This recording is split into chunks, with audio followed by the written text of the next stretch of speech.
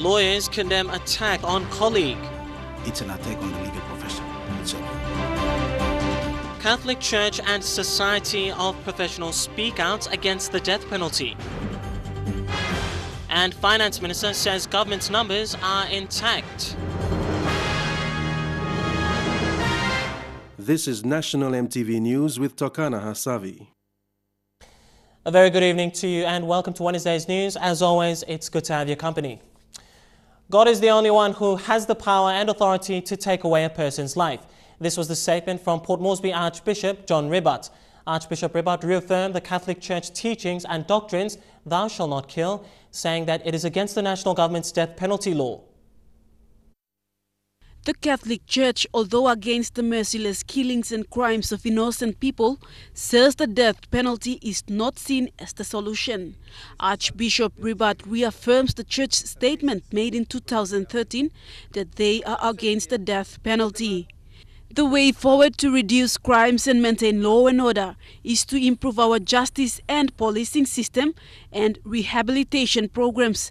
The stand is for the government to stick to life sentencing with hard labor.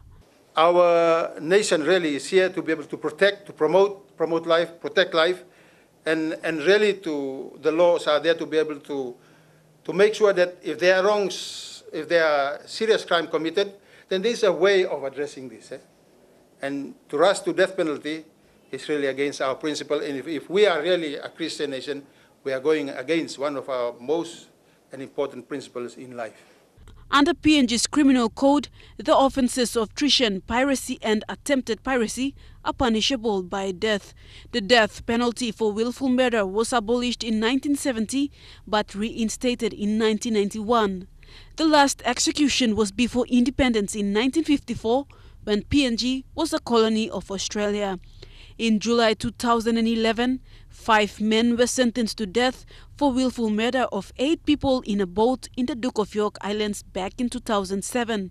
But no execution have been carried out due to an absence of regulations surrounding the process. However, in 2013, PNG Parliament voted to implement the death penalty and extend it to cases of aggravated rape and robbery, and to permit executions by electrocution, hanging, lethal injection, suffocating and firing squad. 13 men are now on the death row. The government has seen fit. Now they have the right and the law to pass.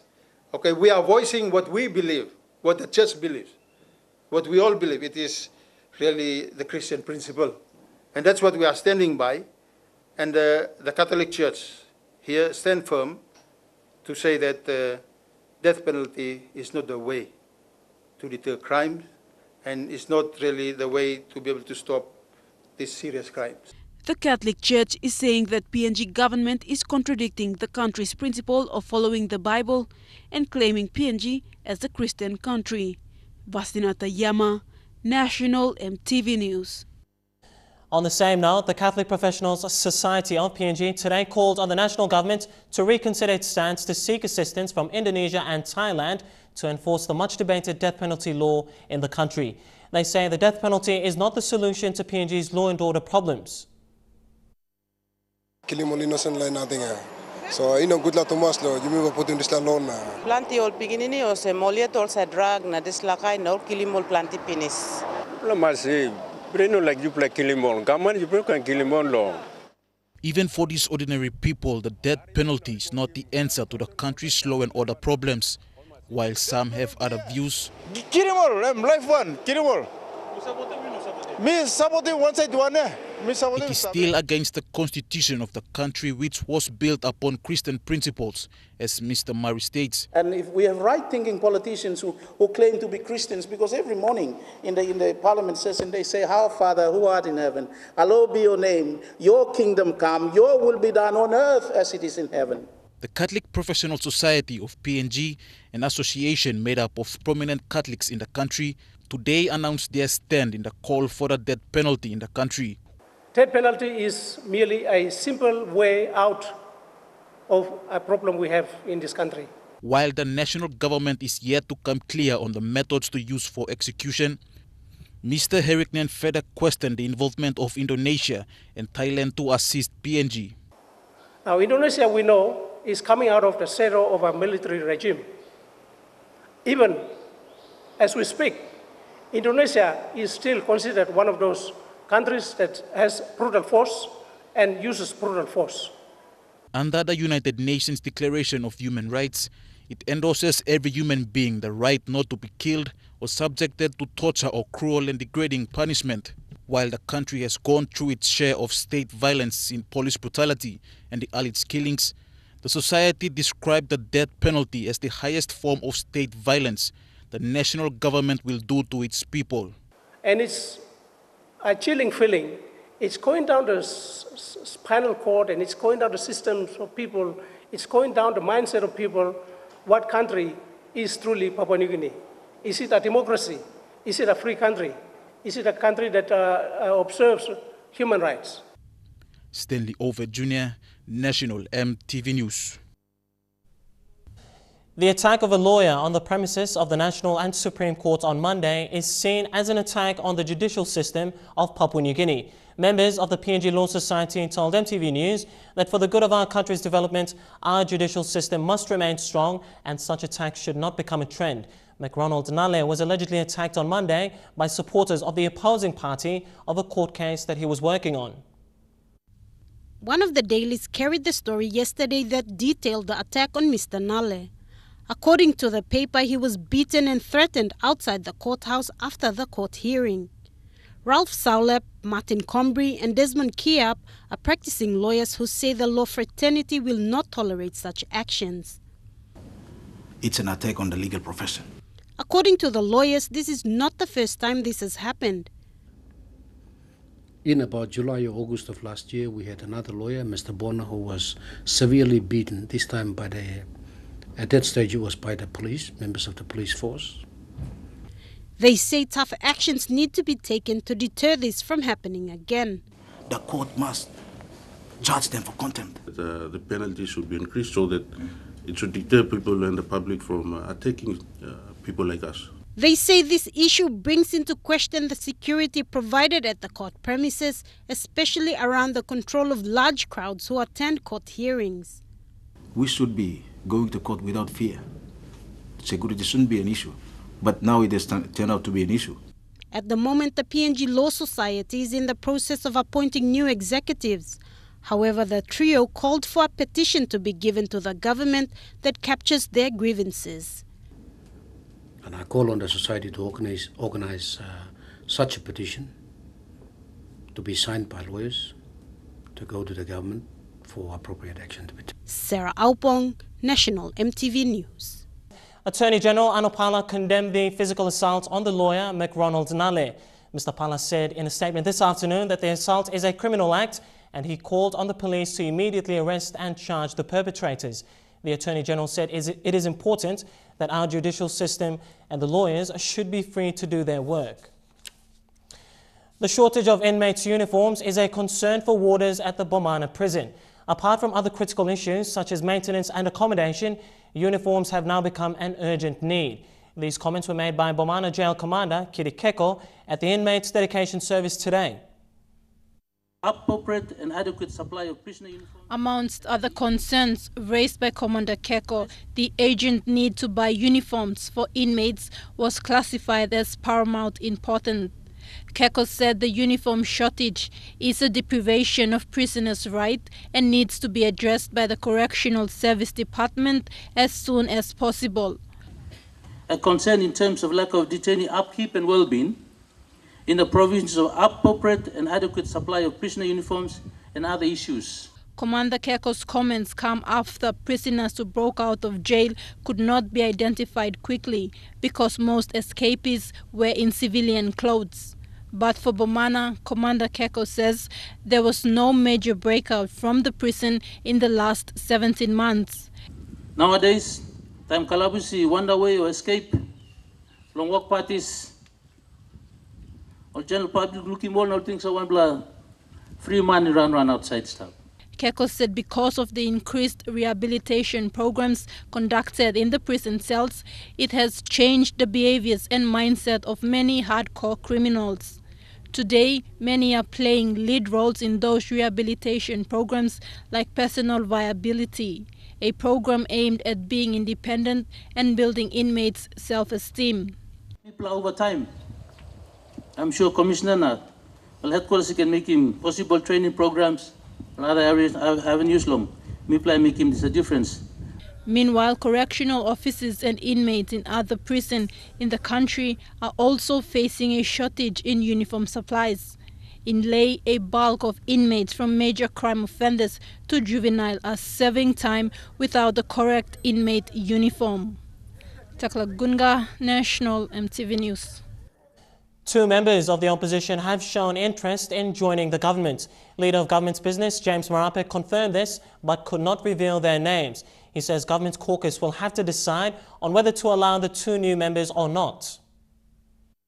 Let's give full coverage.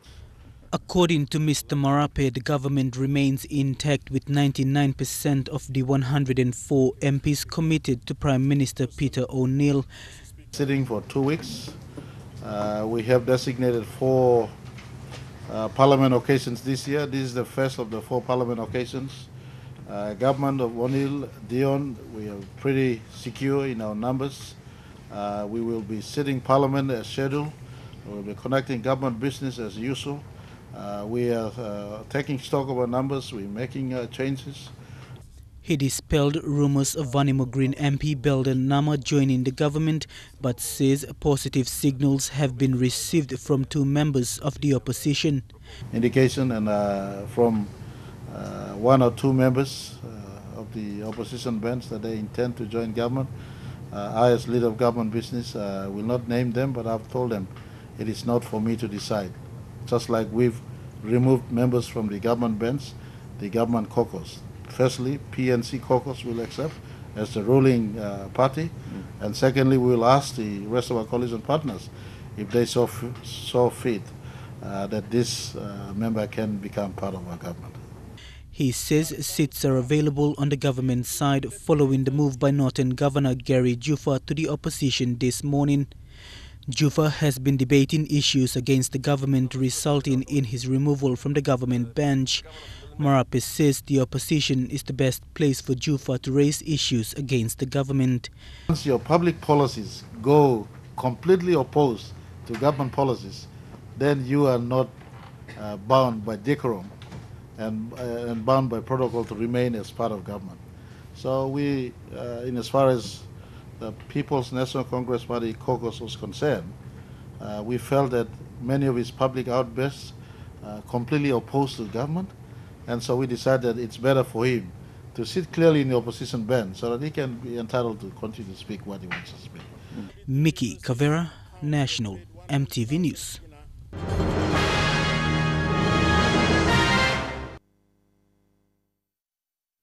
Petroleum and Energy Minister Nixon Duban says the 15% proposed domestic market obligation for Stanley Gas project retained for local consumption is one of the best deals the O'Neill-Dion government has done, compared to the PNG LNG gas deal where all the gas products were exported overseas.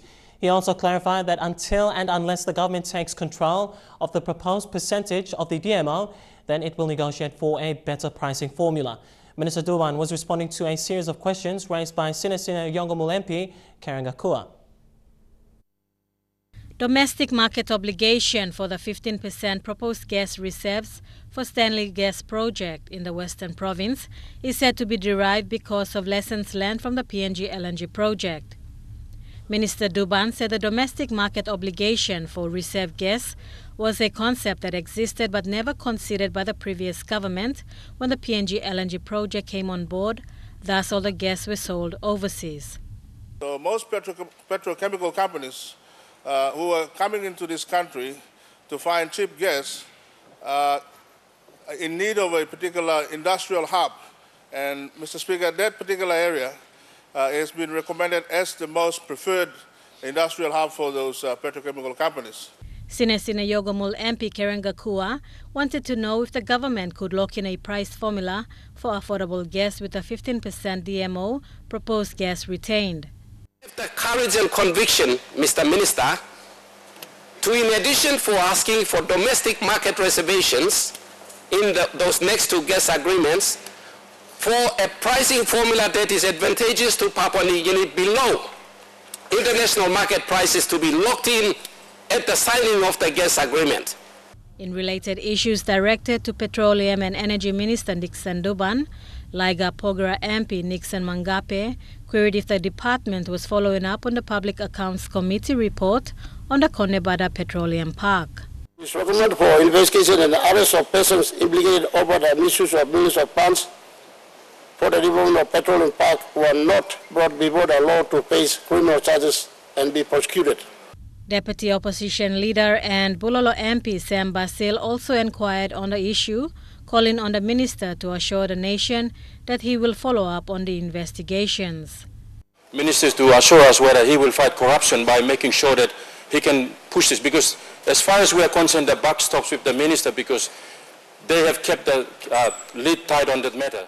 However, the minister maintained that the Public Accounts Committee is an independent body that must follow up with the case.